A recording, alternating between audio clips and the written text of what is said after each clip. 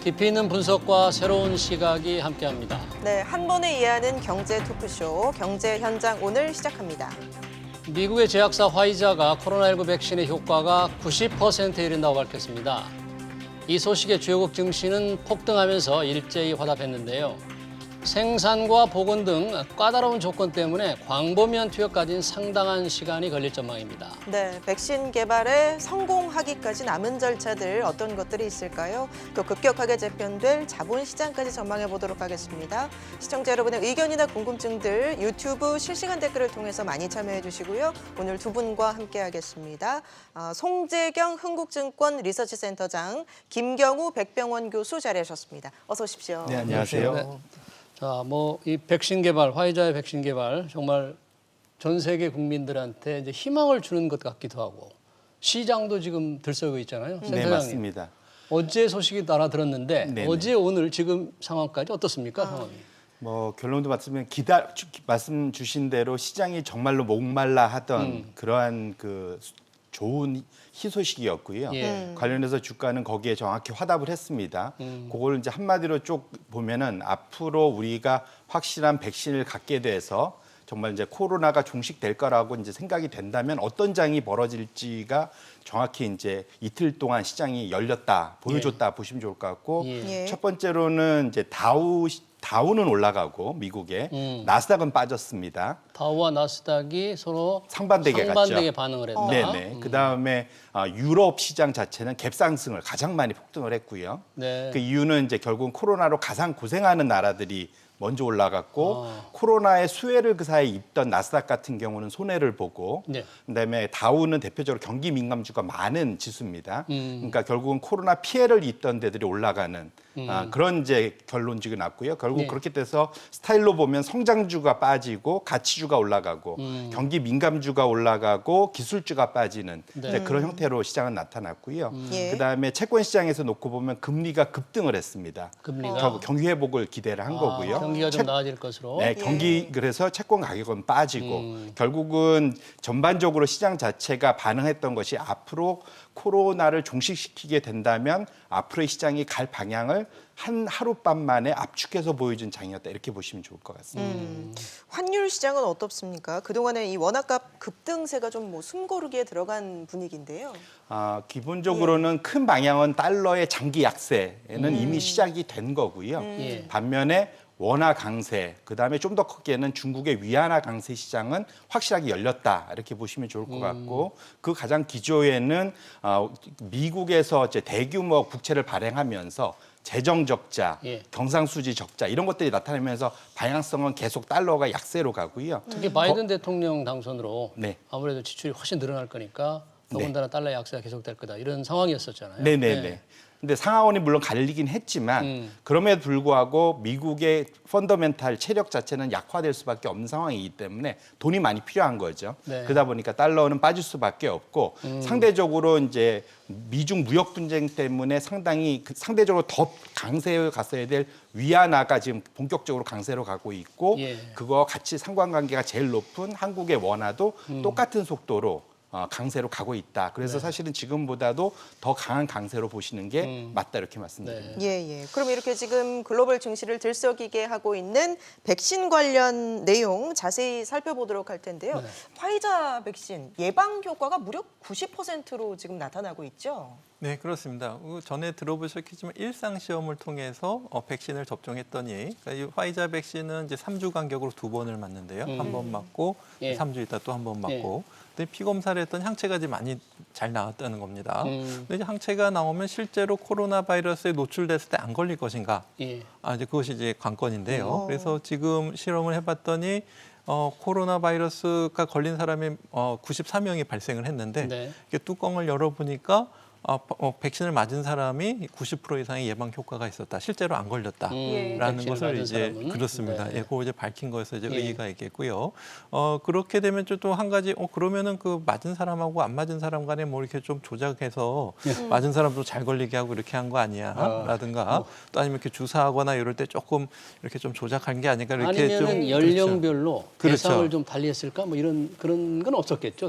이번에 구체적인 데이터는 안 나왔지만 이 실험을 설계할 때 세 가지 연령층을 대상으로 했는데요. 예. 12에서 18세, 그러니까 어린이들 대상으로 하고 또 18세에서 55세 성인을 대상으로 하고 또 노년층을 따로 하고 이렇게 세 그룹을 이렇게 했는데요. 네. 요번에 나온 것은 어느 정도인지는 모르겠지만 기존에 나온 항체 생성률을 봤을 때 노년층에서도 항체가 잘 생겼다.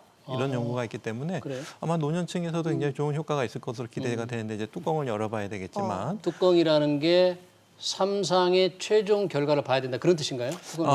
그거랑 조금 다른 의미가 어떤 되겠는데요. 요번에 이제 94건의 이제 실제 감염된 분들의 세부 데이터가 이제 공개가 안 됐고 세부 데이터. 그렇습니다. 그리고 이제 안정성까지는 11월 셋째 주까지 좀 기다려 보겠다는 건데요. 지금까지 그 연구가 설계된 것은 일단은 무작위로 누가 진짜 백신을 맞고 누가 가짜 백신을 맞는지 무작위로 배정을 했기 때문에 어떤 사람이 특별히 더 노출이 잘 됐다 이렇게 보긴 또 어려울 것 같고. 그러니까 예를 들어서 네. 건강한 사람이 많이 맞았는지 그렇죠. 나이가 네. 든 노년층이 많이 맞았는지에 따라서 결과가 달라질 수 있는데 그 표본의 결과는 지금 나오지 않고 있다. 근데 사실은 그 층을 세 층으로 나눴는데 그 층 내에서는 무작위로 했고요. 예. 그렇기 때문에 이제 젊은 층에서 무작위, 노년층에서 무작위가 돼 있고 그다음에 삼중 맹검이라는 걸 했습니다. 삼중 맹검이라는 거는 예방 주사를 맞는 사람도 이게 진짜 약인지 가짜 약인지 모르고 또 주사를 놓는 사람도 이게 진짜 약인지 가짜 약인지 모르고. 놓는 사람도? 네, 그리고 회사도 모릅니다.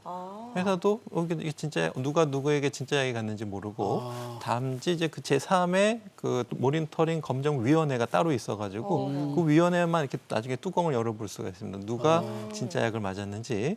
그래서 지금 지금 94명이 생긴 것 중에서 뚜껑을 따보니까 90% 예방 효과가 있었다라는 것이고 지금 이제 중간 결과라고 하는 것은 이제 그 다음 셋째 주 중에 이제 최종 결과가 나오겠지만 안정성 데이터도 보고 그다음에 그 최종 결과라는 것이 지금 94명에 대한 최종 결과를 말하는 겁니까? 네, 조금 더 이제 더 확대된 사람들. 확대된 사람들입니다. 왜냐하면은 이제 그 현재 지금 미국에서 감염률이 증가하고 있고 미국 FDA에서 긴급 사용 승인 조건 중에 하나가 그 50% 이상의 예방 효과. 그건 이제 넘을 것으로 예상이 되고 있고 50%. 또 하나가 최소한 2달 동안은 안전성이 보장돼야 된다라는 거기 때문에 가짜 약, 진짜 약을 쓴 공간에 위험성의 차이가 없는지 이것이 11월 셋째 주, 그러니까 둘째 주에 마무리되고 분석이 11월 셋째 주에 되면은 것을 가지고 이제 긴급 사용 승인이 이루어질 것으로 예상을 하고 있습니다. 사실 그동안 곳곳에서 백신 개발에 대한 소식이 들려왔지만 결과적으로 실망한 경우가 많았기 때문에 이번엔 정말 잘 될까 하는 생각도 들거든요. 네, 교수님 어떻게 전망하세요? 예를 들면 네네. 지금 90% 효과라고 그랬잖아요. 네네. 근데 독감의 경우에는 보통 우리가 독감 주사 몇 년 맞죠? 네네네. 독감의 그 효능은 몇 %라고 할 수 있습니까? 이게 연구마다 좀 차이가 네. 있는데 어떤 때는 이제 또 연령마다 좀 차이가 있고요. 그러니까 어르신들이 조금 이제 항체 생성률이 조금 낮은 것으로 알려져 있고요. 한 60-70% 정도. 60-70%. 네네. 근데 이건 90%? 그렇습니다. 네, 90%? 네, 90%입니다. 네, 그렇기 때문에 굉장히 이제 효과는 좋은 것으로 알려져 있는데 문제 이제 이 항체 지속 기간이 이제 예방 효과가 어느 정도 이제 지속될 것인가 네. 그것도 좀 하나의 관건이 될 수가 있는데 그러기 위해서 이제 바이러스를 우리가 이제 일부러 노출시켜 가지고 맞은 사람과 안 맞은 사람 간에 얼마나 잘 걸리나 이렇게 연구를 할 수도 있겠지만 그건 좀 상당히 비윤리적이기 때문에. 네. 일단은 어느 정도 항체가가 유지될지는 우리가 직접적으로 임상적으로 알기는 어렵지만 혈액 검사를 통해서 항체 수치를 보면서 이 백신의 효과가 어느 정도 지속될지를 앞으로 조금 더 알아볼 수 있을 것 같습니다. 지금 조사 대상 지금 3상 임상의 네. 일부가 나온 거잖아요. 그렇습니다. 지금 3상 네. 전체가 44,000명이라고 맞습니다. 화이자 하는 게 그랬는데 네, 맞습니다. 그러면 너무 적은 수 아닌가 이거를 지금 안심하기에는. 네. 그래서 화이자가 조금 머리를 잘 썼는데 사실 그 백신 개발 회사로서는 약간 좀 늦게 출발했거든요. 이제 모더나나 이제 아스트라제네카가 먼저 시작했기 때문에 화이자 입장에서 좀 늦게 좀 시작을 했는데 어떻게 해서든 시장을 좀 선점하기 위해서 백신 스케줄 같은 경우에는 보통 1차를 맞고 2차를 맞을 때 4주 후에 맞는데 3주로 맞춰가지고 1주를 좀 땡겼고요.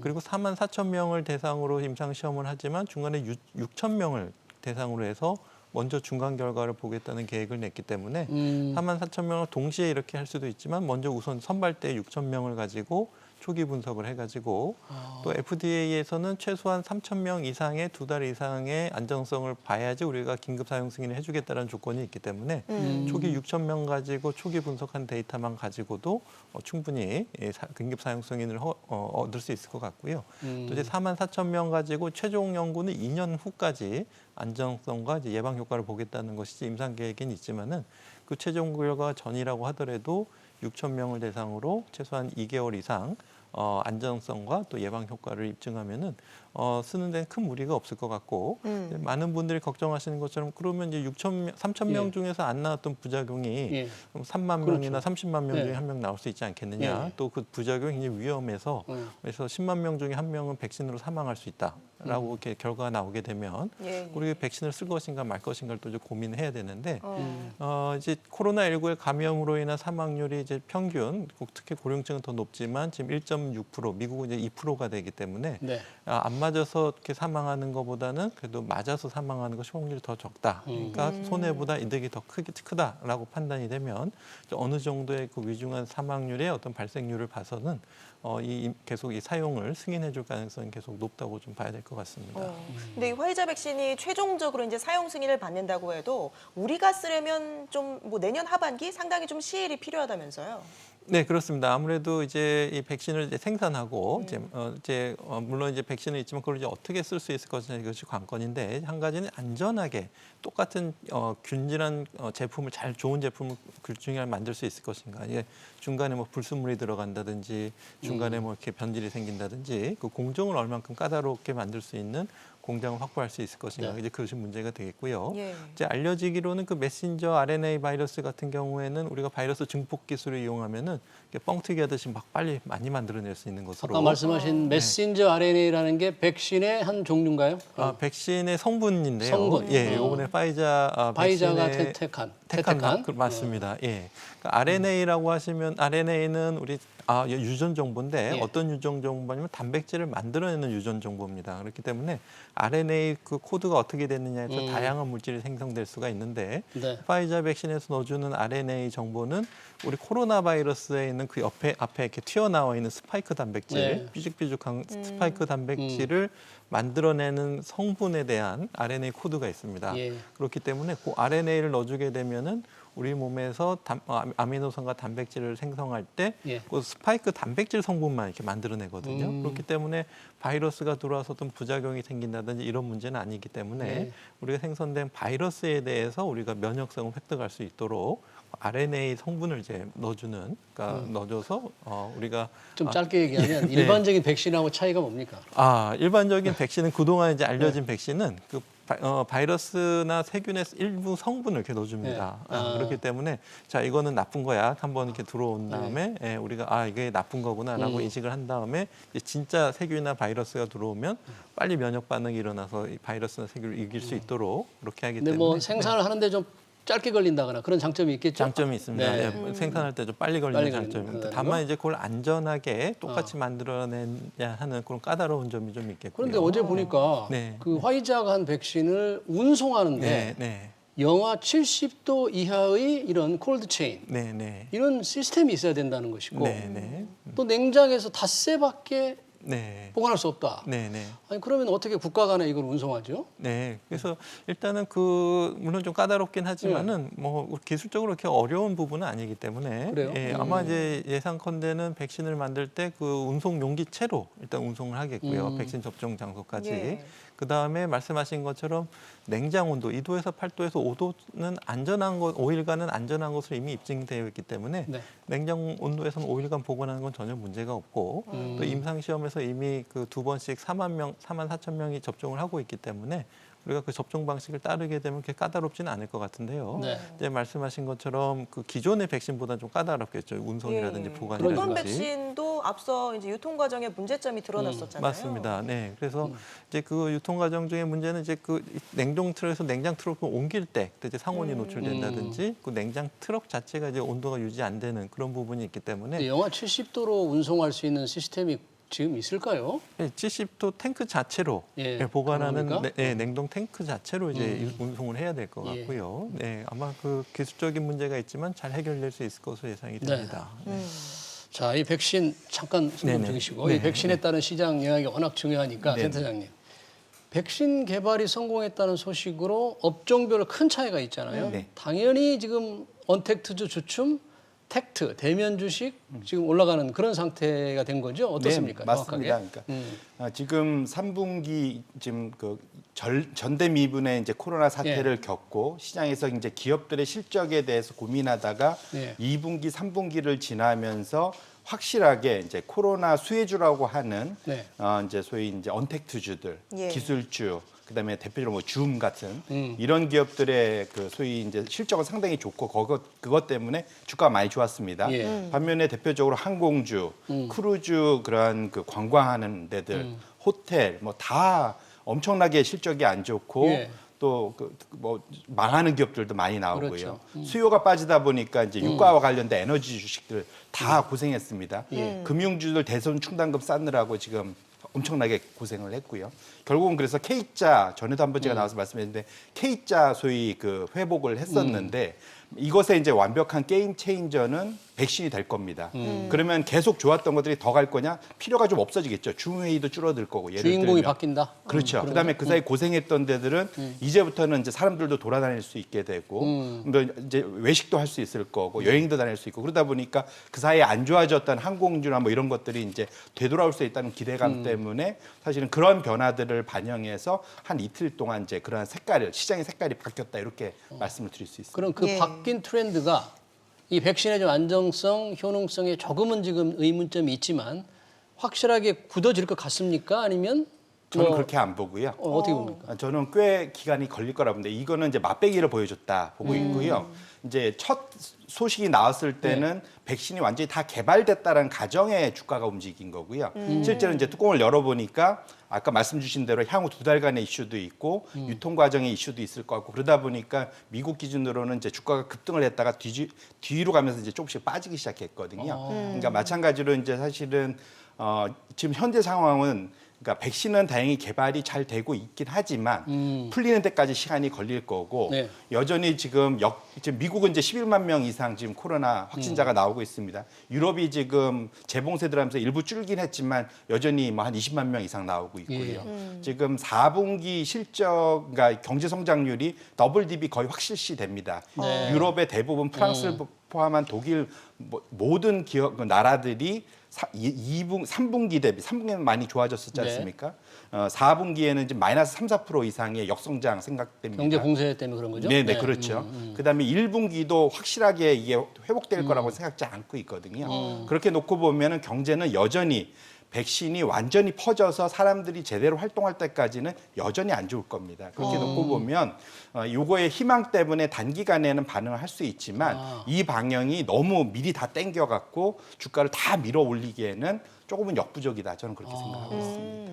텍투주들이 그러면 이 너무 환호하면 안 되겠는데요. 그런 상황이네요. 텍투주들이 올라가는 네네. 거를 너무 반기다가 예. 그렇죠? 그러니까 방향성 자체는 그게 맞는데 뭐든지 급하게 먹다 보면 체하지 않겠습니까? 방향성 자체는 그 방향이 맞지만 네. 이거를 앞으로 한 6개월에서 1년 후에 일어날 일을 지금 다 땡기다 보면은 근데 너무 급하다. 이제 그런 말씀을 드립니다. 그렇군요. 교수님, 그 화이자 말고도 지금 전 세계에서 이 백신 개발이 많이 진행이 되고 있을 텐데 다른 회사들의 지금 상황은 어떤가요? 네, 일단 국제적인 다국적 제약회사 가장 유명한 데가 가장 먼저 시작된 모더나가 모더나, 있고요. 네. 그다음에 영국의 이제 아스트라제네카를 꼽을 수가 있겠고요. 또 존슨앤존슨 한 4개 정도를 꼽을 수가 있겠는데 예.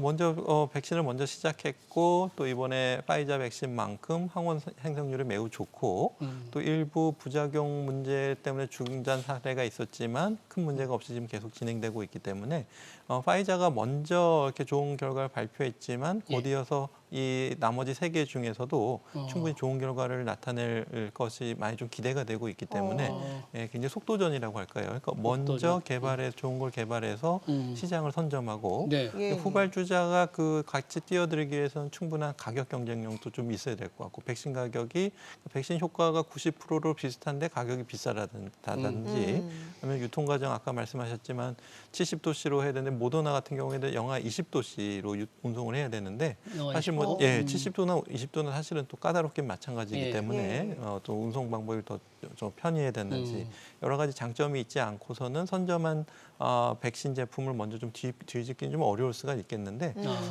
보다 좀 장점이 있는 후발주자들이 이제 나와야지 이제 백신 시장들을 선점할 수가 있겠고 물론 이제 화이자 제품 하나 가지고 이제 전 세계 인구들이 다 맞을 수는 없기 때문에 여러 개의 백신이 같이 나와줘야 되는데 지금 이제 중국하고 러시아에서도 지금 우리가 영어로 지금 출간된 자료가 없을 뿐이지 자체적으로 지금 굉장히 효과가 좋다 이렇게 얘기를 하고 러시아는 있어서 스스로 예, 효과가 예. 좋은 게 많다고 그랬는데 네, 90% 그러고 있습니다. 이상 네. 된다. 네, 그렇습니다. 믿을 수가 있습니까만. 그렇습니다. 그래서 처음에 만들었다고 해서 네. 조금 반신반의했었는데 일상 결과가 영어로 이제 논문으로 발표가 됐는데 네. 꽤 괜찮다. 중국도 그렇고 러시아도 그렇고 그래요?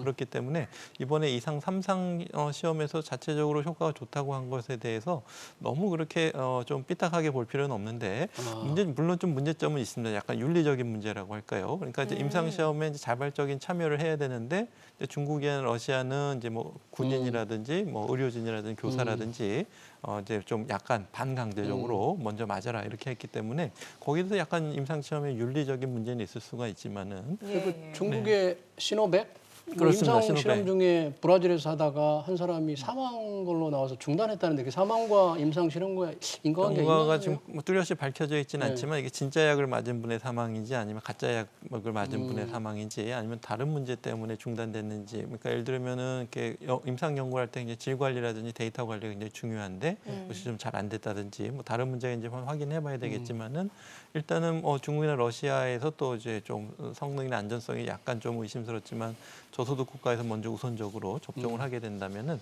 그만큼 상대적으로 지금 나오고 있는 백신들이 또 조금 더 많이 또 이렇게 보급될 가능성도 있기 때문에 여러 제품들이 동시에 나오는 것은 또 어떻게 보면은 상당한 장점도 좀 많이 있을 것으로 예상이 됩니다. 국내 백신은 아직 좀 일상 수준에 머물러 있는 거죠? 네, 그렇습니다. 이제 국내 백신 같은 경우에는 좀 자세한 데이터가 나오고 있지는 않는데요. 5월 달에 이제 영장류 원숭이 실험을 해봤더니 실제로 항체 생성이 매우 좋다라는 어느 동물 실험. 회사 제넥신인가요? 그렇습니다. 어디? 제넥신입니다. 네, 네, 연합? 제넥신입니다. 그 DNA 백신인데요. 그러니까 RNA 백신보다 약간 좀 다르지만은 네. 우리가 단백질 항원을 우리 체내에서 합성한다는 원리는 비슷한 방법이 우리나라에서는 되겠는데요. 제넥신만 실질적으로 일상을 진행 중인 거죠? 그렇다고 보시면 될 것 같습니다. 네. 그런데 그 일상을 시작한 지 좀 6월 달에 시작을 했는데 6월. 예, 다른 다국적 제약회사처럼 막 2개월, 뭐 일주일 단격으로 이렇게 안정성이나 효과성을 검증하진 않고 일단 임상 계획에 올라와 있는 것은 어떤 항원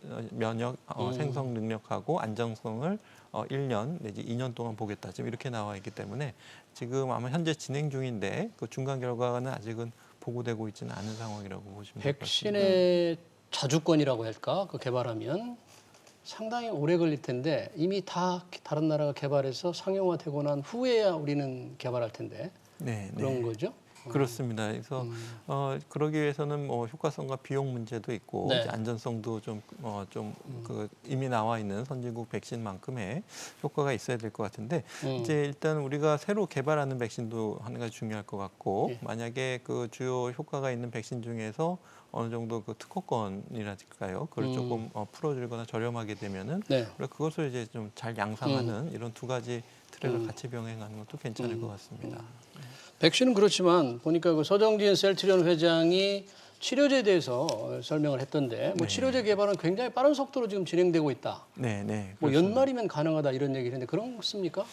일단은 그렇게 발표가 있었는데 아직 네. 중간 보고는 나오고 있지는 않는데요. 항체 치료제 두 가지가 있는데 이제 네. 셀트리온 같이 합성해서 만들어낸 항체 치료제가 있고요. 또 한 가지 이제 녹십차처럼 그 기존에 코로나19를 앓으셨던 분들이 예. 생긴 혈장을 기증받아서 혈장에서 이제 항체 성분만 추출해서 그걸 가지고 치료제를 만든 두 가지가 있는데 그래서 혈장 기증을 받으신 분들을 이용한 그런 치료제를 만들려면 사실은 조금 상당히 많은 감염자가 좀 있어야 되고 또 감염되신 분들 중에서 혈장 기증하는데 특별한 문제가 없고 또 자발적으로 참여하시는 조금 까다로운 부분이 있을 수가 있겠고요. 이제 합성해서 만들어내는 항체 치료제 같은 경우에는 이제 미국에서 이제 트럼프 대통령이 맞았던 것과 좀 유사한 원리라고 보시면 되겠는데 물론 이제 미국 회사 같은 경우에는 다른 항체 물질 두 가지를 섞어가지고 이제 사용한 것이 되겠고 셀트리온에서 사용하는 어떤 합성에 대한 항체 성분에 대해서는 동물 실험에서 충분히 좋은 효과가 있었고 현재 지금 임상 시험이 진행되고 있기 때문에 어느 정도 중간 결과 같은 것을 조금 기다려봐야지 알 수 있을 것 같습니다. 연말쯤이면 이상을 끝낸 후에 뭐 조건부 승인을 신청하겠다 그러니까 연말이나 내년 초면 이 항체 치료제를 우리가 맞을 수 있지 않을까. 네, 아마 이제 또 한 가지 고민은 이제 미국이나 유럽에 비해서 이제 치료제이기 때문에 환자를 대상으로 사용을 해야 되는데 그만큼 충분한 이제 환자들이 많이 생겨야 되는데 감염률이 지금 이제 물론 이제 우리나라도 적은 건 아니지만은 유럽이나 미국만 좀 활발하게 이렇게 진행되기 좀 어려운 점은 있을 것으로 예상이 됩니다만은 그래도 뭐 충분히 가짜 약과 진짜 약의 비교는 할 수 있을 것으로 예상이 됩니다. 센터장님, 지금 그 교수님이 말씀하신 국내 백신 개발, 치료제 개발로 인해서 우리 시장에도 좀 영향이 있잖아요. 이미 외국에서 다 개발해 버리니까 국내 그 개발 회사, 백신 개발 회사라든지 진단키트 회사들 상당히 그 먹구름이 아닌가 주가 면에서는 어떻습니까? 뭐 일단은 좋은 효과적인 백신이 나온다면 일부 이제 회사들이 주가가 좀 빠진다 하더라도 그 일은 일어나야 될 것 같고요. 일차적으로는 이제 관련된 데 투자분들은 좀 고생을 하시겠지만 투자자 입장에서 그런데 일단은 그런 것 같습니다. 이제 여전히 이제 백신은 이제 나온다는 이제 희망과 가능성은 커졌지만 이제 나와 봐야 이제 나오는 거지 않겠습니까? 그래서 그때까지는 좀 더 시간의 싸움일 거고 그다음에 저도 잘 모르지만 mRNA 방식으로는 처음으로 백신을 만들고 있기 때문에 부작용에 대한 우려들도 많이들 갖고 계신 것 같아요. 그래서 그렇게 놓고 보면 시장에서 너무 한쪽으로 쏠리는 건 좀 위험하다 보고 있고요. 여전히 시장 상황 자체는 그것이 퍼지기 전까지는 지금 코로나 상황 자체는 상황이 지금 겨울로 접어들면서 점점 더 안 좋아지고 있습니다. 전 세계적으로 지금 뭐 1차 때는 비교도 안 될 정도로 지금 재확산이 되고 있는 상태이기 때문에 관련돼서는 지금 현재 필요한 진단키트 이런 것들은 여전히 더 좀 필요한 상황이라고 좀 판단이 되고요. 그렇게 놓고 보면 지금 백신 이슈 때문에 앞으로 지금 여전히 지금 묻혀져 있는 코로나 재확산 위기는 여전히 이건 진행형이고 앞에 건 희망이기 때문에 현실과 꿈은 좀 구분을 할 필요가 있다. 그러면 요 기간이 좀 지나서 시장에서 냉정을 되찾는다면 옥석 구분을 할 수 있지 않을까. 이렇게 말씀을 드립니다. 코로나19 상황을 말씀하셨으니까 잠깐 짚어보도록 할게요. 지금 국내 같은 경우 나흘째 100명대, 어제 같은 경우는 거의 150명에 육박한 수준이고 미국 같은 경우는 하루에 20만 명의 확진이 나고 있다고 해요. 뭐 겨울로 갈수록 심해진다고 봐야 되는 겁니까? 네, 그렇습니다. 지금 유럽과 미국은 굉장히 올 봄, 겨울과 좀 다른 양상의 더 심한 폭증세가 있고요. 그러니까 유럽 같은 경우에도 프랑스나 영국, 우리나라보다 인구 한 6천만인가 조금 많은데 하루에 막 2만 명, 3만 명 이렇게 생기니까 뭐 100명 생기는 거랑 차이가 너무 크죠. 뭐 200배, 300배 차이가 굉장히 심각한데 우리나라 같은 경우에도 지금 조금씩 평균을 봤을 때 50명, 60명 아주 조금씩이지만 꾸준히 증가하는 추세가 보이고 있는데요.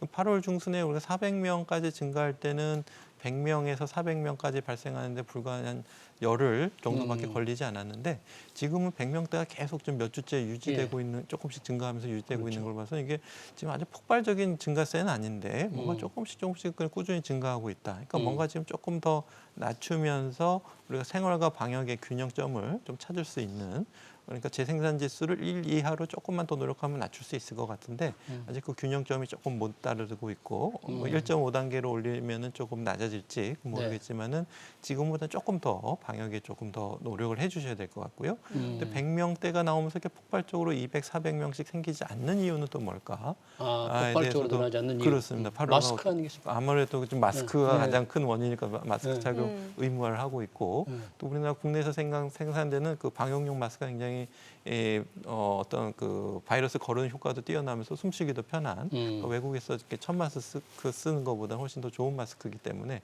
병원에서 쓰는 급의 마스크라고 보시면 되기 때문에 그런 것들 전 국민들이 쓰고 다니시니까 마스크의 효과가 있지 않나 싶기도 하고 뭔가 좀 다른 요인이 있다면 그것이 뭔지 찾는 것도 좀 흥미로운 과제가 될 것 같습니다. 알겠습니다. 여기까지 듣도록 하겠습니다. 지금까지 김경우 백병원 교수, 송재경 흥국증권 리서치센터장과 함께했습니다. 하겠습니다. 고맙습니다. 네, 감사합니다. 고맙습니다. 고맙습니다.